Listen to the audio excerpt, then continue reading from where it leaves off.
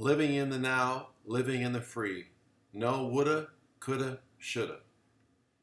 Here's a couple examples for you. I saw a young mom with a young child in a grocery store. The child was sitting in the basket like they do, when they're young. And the mom spent the whole time on the cell phone with one hand pushing the cart, totally ignoring her kid, her child. Another example is a dad who was playing ball with his son in the front yard, but he's on the cell phone. So what kind of message does that send to those two kids? They're not very important, obviously, to those parents. On the other hand, I saw a mom shopping in the grocery store with a small child in her basket, and they were that mom was totally engaged, totally focused on that child, and mom was having a blast, and so was the little girl. I also saw a dad playing ball with his child, and he was totally engaged. I have a good friend who's got middle school kids, and when he's out playing sports, exercising, whatever, this kid, his phone is off. And when he's with them, they're the most important things in his life at that moment in time, which they are. So, you think about it, your kids are a particular age only for one day of their life. Next day, the day older. A year later, they're a year older. So if you're going to enjoy that day, you got to enjoy it today. You got to live in the now. So today I went with a friend to a meeting, and we had some lunch before we left.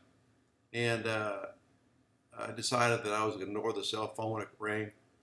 I picked up the call one time and I said I'd call the man back, but I didn't want to lose that moment with that man, with my friend, because he's getting ready to move possibly to Chicago. And he's planning on coming back, but who knows, he may not. So, I cherished that moment with him and was really engaged. And so that was living in the now and living in the free. So the second half is there's no such thing as woulda, shoulda, coulda.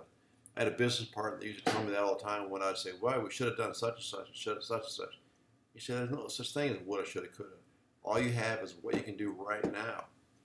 And, as parents, it's really easy to say to our kids, you should have cleaned up your room. You should have studied. It's late now. It's too late to study. It's too late to clean up a room. So, and kids especially are engaged in the now, and that's why quite often they're so happy. They're living in the very moment that we have at this time. So let's be careful to avoid saying woulda, shoulda, coulda to our kids, our employees, our family, anyone that we might be engaged with. So this is Bill Moyes. I hope you enjoyed this.